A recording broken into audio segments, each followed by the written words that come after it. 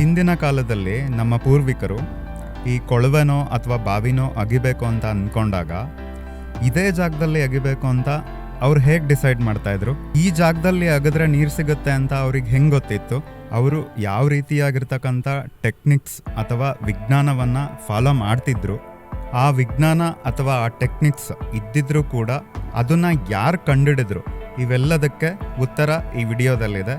ದಯವಿಟ್ಟು ಕೊನೆ ತನಕ ನೋಡಿ. ನಿಮ್ಗೆ ಇಷ್ಟ ಆದರೆ ಪ್ಲೀಸ್ ಸಬ್ಸ್ಕ್ರೈಬ್ ಮಾಡಿ. ಪ್ರಾಚೀನ ಭಾರತದಲ್ಲಿ ನಮ್ಮ ಋಷಿಮುನಿಗಳು ಅಂತರ್ಜಲ ಅಥವಾ ಭೂಮಿಯ ಒಳಗೆ ಅಡಗಿರುವ ನೀರನ್ನು ಹುಡುಕಲು ಕೆಲವು ಚಿಹ್ನೆಗಳು ಹಾಗೂ ಲಕ್ಷಣಗಳ ಬಗ್ಗೆ ಚೆನ್ನಾಗಿ ತಿಳಿದುಕೊಂಡಿದ್ದರು. ಆ ಚಿಹ್ನೆಗಳ ಪ್ರಕಾರ ಬಾವಿ ಅಥವಾ ಗುಂಡಿಗಳನ್ನು ತೊಡುತ್ತಿದ್ದರು. ಈ ಎಲ್ಲಾ ಚಿಹ್ನೆಗಳು ಹಾಗೂ ಲಕ್ಷಣಗಳು ಕೆಲವು ಪುಸ್ತಕಗಳಲ್ಲಿ ಉಲ್ಲೇಖಿಸಲಾಗಿದೆ. ಅವುಗಳಲ್ಲಿ ಈ ಪುಸ್ತಕವೂ ಒಂದು. ಈ ಪುಸ್ತಕದ ಬಗ್ಗೆ ವಿವರವಾಗಿ ತಿಳಿದುಕೊಳ್ಳುವ ಮೊದಲು ಅದರಲ್ಲಿ ಉಲ್ಲೇಖವಾಗಿರುವ ಈ 2 ಚಿಹ್ನೆಗಳು ಹಾಗೂ ಲಕ್ಷಣಗಳನ್ನು ಉದಾಹರಣೆಗೆಂದು ನೋಡಿಕೊಂಡು 80 ಸೆಕೆಂಡುಗಳಲ್ಲಿ ವಾಪಸ್ ಬರೋಣ. ಸಾಮಾನ್ಯವಾಗಿ ನೀರಿಲ್ಲದ ಒಣ ಪ್ರದೇಶದಲ್ಲಿ ಮರವು ಚೆನ್ನಾಗಿ ಬೆಳೆಯುತ್ತಿರುವುದು ಕಂಡುಬಂದರೆ ಅದು ಹತ್ತಿರದಲ್ಲಿ ಅಂತರ್ಜಲವಿದೆ ಎಂಬುದರ ಬಲವಾದ ಸಂಕೇತವಾಗಿದೆ. ಮರದ ಪಶ್ಚಿಮ ಭಾಗಕ್ಕೆ 3 ಕ್ಯೂಬಿಟ್ ದೂರದಲ್ಲಿ ಮತ್ತು ಸುಮಾರು 7 ಕ್ಯೂಬಿಟ್ ಆಳದಲ್ಲಿ ನೀರು ಕಂಡುಬರುತ್ತದೆ. ನೆಲದ ಕೆಳಗೆ ನೀರಿನ ನಾಳವು ಪಶ್ಚಿಮಕ್ಕೆ ಹರಿಯುತ್ತಿರುತ್ತದೆ. ಅಗೆಯುವಾಗ ನೀವು ಈ ಕೆಳಗಿನ ಲಕ್ಷಣಗಳನ್ನು ಕಾಣಬೇಕು. ಸುಮಾರು 2.5 ಕ್ಯೂಬಿಟ್ ಆಳದಲ್ಲಿ ನೀವು ಮೊದಲು ಮಸುಕಾದ ಬಿಳಿ ಕಪ್ಪಿಯನ್ನು ನೋಡುತ್ತೀರಿ. ಅದರ ಕೆಳಗೆ ನೀವು ಹಳದಿ ಬಣ್ಣದ ಜೇಡಿಮಣ್ಣನ್ನು ಕಾಣಬಹುದು. ಅದರ ನಂತರ ತುಂಬಾ ಗಟ್ಟಿಯಾದ ಕಲ್ಲು ಇರುತ್ತದೆ. ಅದನ್ನು ಬಲವಾದ ಶಾಖದಿಂದ ಮಾತ್ರ ಒಡೆಯಬಹುದು. ಈ ಗಟ್ಟಿಯಾದ ಕಲ್ಲಿನ ಕೆಳಗೆ ನೀರು ಸಿಗುತ್ತದೆ. ಇದೇ ರೀತಿಯ ಒಣ ಪ್ರದೇಶದಲ್ಲಿ ಜಂಬೂ ಅಥವಾ ನೇರಳೆ ಮರ ಬೆಳೆಯುತ್ತಿದ್ದರೆ ಮತ್ತು ಮರದ ಪೂರ್ವ ಭಾಗದಲ್ಲಿ ಹುತ್ತವಿದ್ದರೆ ಉತ್ತಮವಾದ ಅಂತರ್ಜಲವಿದೆ ಎಂಬುದರ ಬಲವಾದ ಸಂಕೇತ. ಮರದ ದಕ್ಷಿಣ ಭಾಗಕ್ಕೆ 3 ಕ್ಯೂಬಿಟ್ ದೂರದಲ್ಲಿ ಸುಮಾರು 10 ಕ್ಯೂಬಿಟ್ ಆಳದಲ್ಲಿ ಸಿಹಿಯಾದ ಕುಡಿಯುವ ನೀರು ಸಿಗುತ್ತದೆ ಎಂದರ್ಥ. ಅಗೆಯುವಾಗ ನೀವು ಈ ಕೆಳಗಿನ ಲಕ್ಷಣಗಳನ್ನು ಕಾಣಬೇಕು. ಸುಮಾರು 2.5 ಕ್ಯೂಬಿಟ್ ಆಳದಲ್ಲಿ ಮೀನನ್ನು ಕಾಣುತ್ತೀರಿ. ಅದರ ಕೆಳಗೆ ನೀವು ಪಾರಿವಾಳದ ಅಥವಾ ತಿಳಿ ಬೂದು ಬಣ್ಣದ ಕಲ್ಲನ್ನು ಕಾಣಬಹುದು. ನಂತರ ನೀವು ನೀಲಿ ಬಣ್ಣದ ಜೇಡಿಮಣ್ಣನ್ನು ಕಾಣುವಿರಿ. ಈ ಪದರಗಳ ಕೆಳಗೆ ಸಾಕಷ್ಟು ನೀರು ಇರುತ್ತದೆ ಮತ್ತು ಅದು ಬಹಳ ಕಾಲ ಉಳಿಯುತ್ತದೆ. ಈ ಪುಸ್ತಕ ಓದಿದ ನಂತರ ನಾನು ನಿಜವಾಗಿಯೂ ಆಶ್ಚರ್ಯಗೊಂಡಿದ್ದೇನೆ. ಇದು ನಮ್ಮ ಸನಾತನ ಸಂಸ್ಕೃತಿಯ ಕಳೆದುಹೋದ ವಿಜ್ಞಾನ. ನಮ್ಮ ಋಷಿಮುನಿಗಳು ಬರೆದ ಪ್ರಾಚೀನ ಗ್ರಂಥಗಳನ್ನು ಎಲ್ಲರೂ ಓದಬೇಕೆಂದು ನಾನು ವಿನಂತಿಸುತ್ತೇನೆ. ಈ ವಿಡಿಯೋದ ಕೊನೆಯಲ್ಲಿ ಮಿಕ್ಕಿರುವ ಅಂದರೆ ಈ ಪುಸ್ತಕದಲ್ಲಿರುವ ಎಲ್ಲಾ ಚಿಹ್ನೆಗಳು ಹಾಗೂ ಲಕ್ಷಣಗಳನ್ನು ನಿಮಗೆ ತಿಳಿಸುತ್ತೇನೆ. ಇಂದು ನಮಗೆ ಅಂತರ್ಜಲ ಬೇಕಾದರೆ ನಾವು ಡ್ರಿಲ್ಲಿಂಗ್ ಮೆಷಿನ್ ಕರೆದು ಅನೇಕ ವೈಜ್ಞಾನಿಕ ಮೌಲ್ಯಮಾಪನಗಳ ನಂತರ ಅಗೆಯುತ್ತೇವೆ. ಕೆಲವೊಮ್ಮೆ ನಮಗೆ ನೀರು ಸಿಗುತ್ತದೆ, ಕೆಲವೊಮ್ಮೆ ಸಿಗುವುದಿಲ್ಲ. ನಿಮಗೆ ತಿಳಿದಿದೆಯೇ, ನಮ್ಮ ಪೂರ್ವಜರು ಭೂಮಿಯ ಕೆಳಗೆ ನೀರು ಎಲ್ಲಿ ಅಡಗಿದೆ ಎಂದು ನಿಖರವಾಗಿ ಹೇಳುತ್ತಿದ್ದರು. ಈ ಪ್ರಾಚೀನ ನೀರು ಶೋಧನಾ ವಿಜ್ಞಾನವನ್ನು ಬೃಹತ್ ಸಂಹಿತಾ ಎಂಬ ಮಹಾನ್ ಪುಸ್ತಕದಲ್ಲಿ ಬರೆಯಲಾಗಿದೆ. ಸಂಹಿತ ಎಂದರೆ ಸಂಗ್ರಹ ಎಂದರ್ಥ.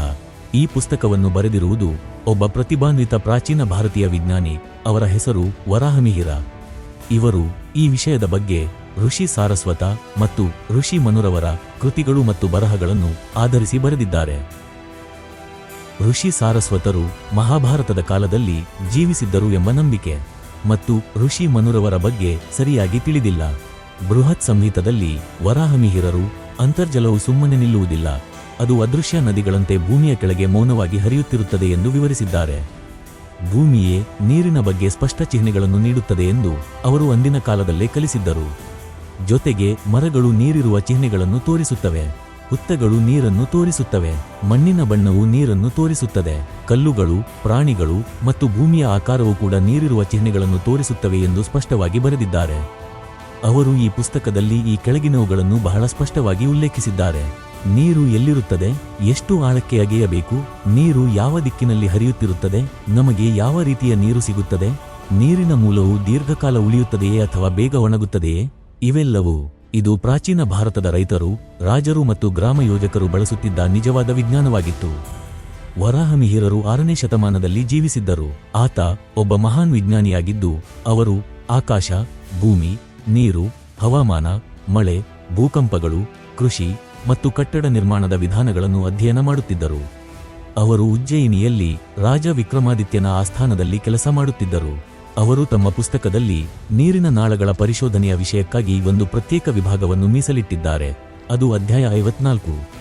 ಮತ್ತು ಈ ಅಧ್ಯಾಯದ ಹೆಸರು ಧಕಾರ್ಗಲಂ ಎಂದು. ಈ ಅಧ್ಯಾಯದಲ್ಲಿ ಅವರು ಏನು ವಿವರಿಸುತ್ತಾರೆಂದರೆ, ನಮ್ಮ ದೇಹದಲ್ಲಿ ರಕ್ತ ಸಾಗಿಸುವ ರಕ್ತನಾಳಗಳಿರುವಂತೆ ಭೂಮಿಯಲ್ಲೂ ಸಹ ನೀರನ್ನು ಸಾಗಿಸುವ ನೀರಿನ ನಾಳಗಳಿವೆ ಎಂದು. ಈ ನೀರಿನ ನಾಳಗಳಲ್ಲಿ ಕೆಲವು ನೆಲದ ಮೇಲ್ಮೈಗೆ ಹತ್ತಿರದಲ್ಲಿದ್ದರೆ ಇನ್ನೂ ಕೆಲವು ಆಳವಾದ ಭೂಮಿಯ ಪದರಗಳಲ್ಲಿರುತ್ತವೆ. ಅವರು ಹೇಳುವುದೇನೆಂದರೆ, ಮಳೆಯ ನೀರು ಒಂದೇ ರೀತಿ ಕಂಡರೂ ಹಾಗೂ ಒಂದೇ ರುಚಿ ಇದ್ದರೂ ಕೂಡ ವಿವಿಧ ರೀತಿಯ ಮಣ್ಣನ್ನು ಮುಟ್ಟಿದ ನಂತರ ಅದು ಬದಲಾಗುತ್ತದೆ. ಈ ಕಾರಣದಿಂದಾಗಿ ನೀರಿನ ಬಣ್ಣ ಮತ್ತು ರುಚಿ ವಿಭಿನ್ನ ಸ್ಥಳಗಳಲ್ಲಿ ಭಿನ್ನವಾಗಿರಬಹುದು ಎಂದು. ಆದ್ದರಿಂದ ನೀರನ್ನು ಅದರ ಸ್ಥಳವನ್ನು ಆಧರಿಸಿ ಪರೀಕ್ಷಿಸಬೇಕು. ಪುಸ್ತಕದ ಪ್ರಕಾರ ಪ್ರತಿಯೊಂದು ದಿಕ್ಕಿನಲ್ಲಿಯೂ ಅಂತರ್ಜಲದ ನೀರಿನ ನಾಳಗಳನ್ನು ಆ ದಿಕ್ಕಿನ ಅಧಿಪತಿಯ ಹೆಸರಿನಿಂದ ಕರೆಯಲಾಗುತ್ತದೆ. ಆ ಅಧಿಪತಿ ದೇವತೆಗಳು ಯಾರೆಂದರೆ, ಇಂದ್ರ ಪೂರ್ವವನ್ನು ಪ್ರತಿನಿಧಿಸುತ್ತಾನೆ, ಅಗ್ನಿ ಆಗ್ನೇಯವನ್ನು ಪ್ರತಿನಿಧಿಸುತ್ತಾನೆ, ಯಮ ದಕ್ಷಿಣವನ್ನು, ನಿವೃತ್ತಿ ನೈಋತ್ಯವನ್ನು ಪ್ರತಿನಿಧಿಸುತ್ತಾಳೆ, ವರುಣ ಪಶ್ಚಿಮವನ್ನು, ವಾಯು ವಾಯುವ್ಯವನ್ನು, ಚಂದ್ರ ಉತ್ತರವನ್ನು ಮತ್ತು ಶಿವ ಈಶಾನ್ಯವನ್ನು ಪ್ರತಿನಿಧಿಸುತ್ತಾನೆ. ಇವುಗಳ ಹೊರತಾಗಿ ಮಹಾಶಿರ ಎಂದು ಕರೆಯಲ್ಪಡುವ ವಿಶೇಷ 9ನೇ ನೀರಿನ ನಾಳವಿದೆ.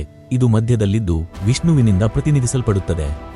ಈ ಮಹಾಶಿರ ನೀರಿನ ನಾಳದಿಂದ ಅನೇಕ ಸಣ್ಣ ನೀರಿನ ನಾಳಗಳು ವಿಭಿನ್ನ ದಿಕ್ಕುಗಳಲ್ಲಿ ಹರಡುತ್ತವೆ. ಮತ್ತು ಆಗಲೇ ಹೇಳಿದಂತೆ ಪ್ರತಿಯೊಂದು ನೀರಿನ ನಾಳಕ್ಕೂ ಪ್ರತಿ ದಿಕ್ಕಿನ ಅಧಿಪತಿ ದೇವತೆಯ ಹೆಸರು ಇರುತ್ತದೆ. ಭೂಮಿಯ ಆಳದಿಂದ ಮೇಲಕ್ಕೆ ಬರುವ ನೀರಿನ ನಾಳವನ್ನು ಒಳ್ಳೆಯದು ಎಂದು ಪರಿಗಣಿಸಲಾಗುತ್ತದೆ. ಪೂರ್ವ, ಪಶ್ಚಿಮ, ಉತ್ತರ ಮತ್ತು ದಕ್ಷಿಣ ಈ 4 ಪ್ರಮುಖ ದಿಕ್ಕುಗಳಲ್ಲಿ ಕಂಡುಬರುವ ನೀರಿನ ನಾಳಗಳನ್ನು ಸಹ ಉತ್ತಮವೆಂದು ಪರಿಗಣಿಸಲಾಗುತ್ತದೆ. ಭೂಮಿಯ ಮೇಲ್ಮೈಗೆ ಸ್ವಲ್ಪ ಹತ್ತಿರದಲ್ಲಿರುವ ನೀರಿನ ನಾಳವನ್ನು ಉತ್ತಮವಲ್ಲವೆಂದು ಪರಿಗಣಿಸಲಾಗುತ್ತದೆ. ಮತ್ತು ಮಧ್ಯದ ದಿಕ್ಕುಗಳಲ್ಲಿ, ಅಂದರೆ ಈಶಾನ್ಯ, ಆಗ್ನೇಯ ಇತ್ಯಾದಿಗಳಲ್ಲಿ ಕಂಡುಬರುವ ನೀರಿನ ನಾಳಗಳನ್ನು ಸಹ ಉತ್ತಮವಲ್ಲವೆಂದು ಪರಿಗಣಿಸಲಾಗುತ್ತದೆ. ಅಂತರ್ಜಲವನ್ನು ಕಂಡುಹಿಡಿಯಲು ಪುಸ್ತಕದಲ್ಲಿ ಉಲ್ಲೇಖಿಸಲಾದ ಎಲ್ಲಾ ಚಿಹ್ನೆಗಳು, ವಿಶೇಷಣಗಳು ಮತ್ತು ಲಕ್ಷಣಗಳು ಈ ಕೆಳಕಂಡಂತಿವೆ. ದಯವಿಟ್ಟು ವಿಡಿಯೋವನ್ನು ಪಾಜ್ ಮಾಡಿ ಓದಿಕೊಳ್ಳಿ. ಅರಣ್ಯ ಮತ್ತು ಜಲ ಪ್ರದೇಶಗಳಿಗಾಗಿ ಈ ಪುಸ್ತಕದಲ್ಲಿ ಉಲ್ಲೇಖಿಸಲಾದ ಎಲ್ಲಾ ಚಿಹ್ನೆಗಳು, ವಿಶೇಷಣಗಳು ಮತ್ತು ಲಕ್ಷಣಗಳು ಸ್ವಾಭಾವಿಕವಾಗಿ ತಮ್ಮಷ್ಟಕ್ಕೆ ತಾವೇ ಬೆಳೆದುಕೊಂಡ ಮರಗಿಡಗಳಿಗೆ ಮಾತ್ರ ಅನ್ವಯಿಸುತ್ತವೆ. ಹಾಗೂ ಇವು ಈಗಿನ ಕಾಲಕ್ಕೆ ಅನ್ವಯಿಸುತ್ತವೋ ಇಲ್ಲವೋ ನನಗೆ ತಿಳಿದಿಲ್ಲ. ಮರುಭೂಮಿಯ ಪ್ರದೇಶಕ್ಕೆ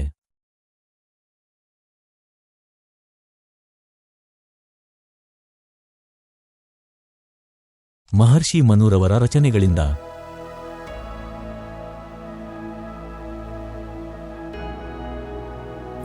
ಈ ವಿಡಿಯೋ ನಿಮ್ಗಿಷ್ಟ ಆಯಿತು ಅನ್ಕೋತೀನಿ.